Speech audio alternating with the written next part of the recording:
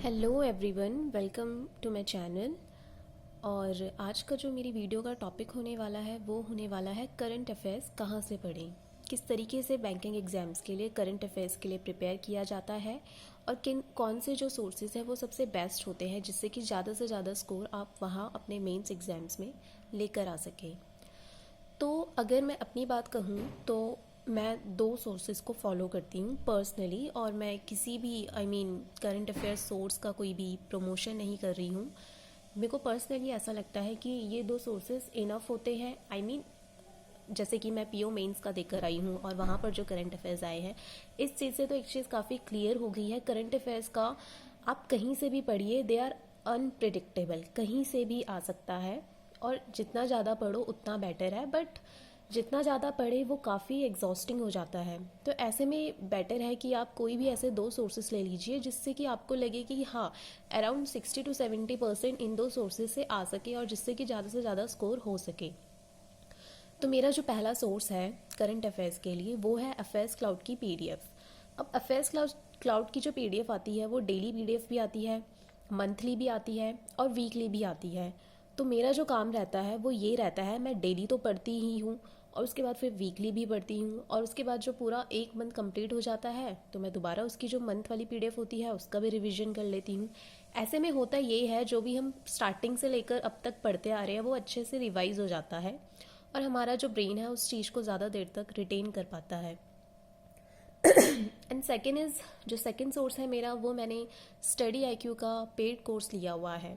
गौरव Garg sir जो कि current affairs पढ़ाते हैं उसमें, तो फिर मुझे काफ़ी बेस्ट लगता है वो, क्योंकि मुझे ऐसा लगता है करंट अफेयर्स पढ़ने का मौका तो मिलता ही है, साथ के साथ जो एक्स्ट्रा नॉलेज वो वीडियो के बीच में देते हैं वो भी काफ़ी बेनिफिशियल होता है।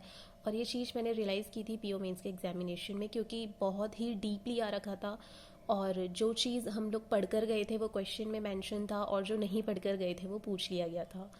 तो करंट अफेयर्स ऐसे में ये है कि आप बहुत ही डीपली करंट अफेयर्स को रीड करें, ये नहीं कि बस ऊपर ऊपर से पढ़ लिया। फॉर एग्जाम्पल जैसे टेलीस्कोप का था, नासा टेलीस्कोप का, तो बहुत सारे लोगों ने देखा होगा, हाँ ये टेलीस्कोप नासा ने डेवलप किया था एंड दैट्स इट करके चले गए। बट वहाँ पर पूछा गया था जो टेलीस्कोप है उसकी जो हाइट है वो कितनी है अर्थ से ऊपर, तो बहुत ही डीप पूछा जाता है। और करंट अफेयर्स किस तरीके से आपको करने हैं मैं बता देती हूँ। जैसे कि मैंने आपको बताया, मैं अफेयर्स क्लाउड की सिर्फ पीडीएफ रीड करती हूँ, और जो गौरव गर्ग सर के जो करंट अफेयर्स होते हैं मैं उनके नोट्स बनाती हूँ, जैसे कि ये मैंने बनाए हुए हैं, आप लोग देख पा रहे होंगे।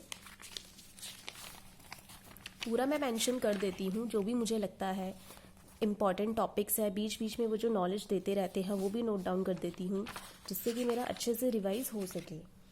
और जैसे कि ये तो थोड़ा बहुत स्टैटिक नॉलेज है, ये मैंने प्रिपेयर किया था। जैसे कि ये थोड़ा बहुत हल्का फुल्का बजट का था, काफ़ी पुराना है ये, बस मैं आपको एज एन एग्जाम्पल दे रही हूँ किस तरीके से किया जाता है। और ये भी थोड़ा बहुत गौरव गर्ग सर बताते रहते हैं, हालांकि ये तो गूगल पे सर्च करने पे भी मिल जाता है। इस तरीके के नोट्स होते हैं जो कि मैं बनाती हूँ, और मुझे ना अपनी हैंड राइटिंग में जब मैं लिख लेती हूँ उसके बाद उसको रीड करूँ तो मुझे ऐसा लगता है मैं ज़्यादा अच्छे से उस चीज़ को अपने दिमाग में रख पा रही हूँ। और फिर बस करंट अफेयर्स का तो यही है, जो आपने पढ़ा है उसे बार बार रिवाइज़ करते रहिए। जितना ज़्यादा आप रिवाइज़ करेंगे उतना ही ज़्यादा देर तक आपके दिमाग में टिका रहेगा, बना रहेगा। और फिर जब आप वहाँ पर अपने मेंस एग्ज़ाम में टिक करेंगे फिर उस समय आपको ये चीज़ें वहाँ पर याद आ जाएंगी, आखिर आपने पढ़ा क्या था।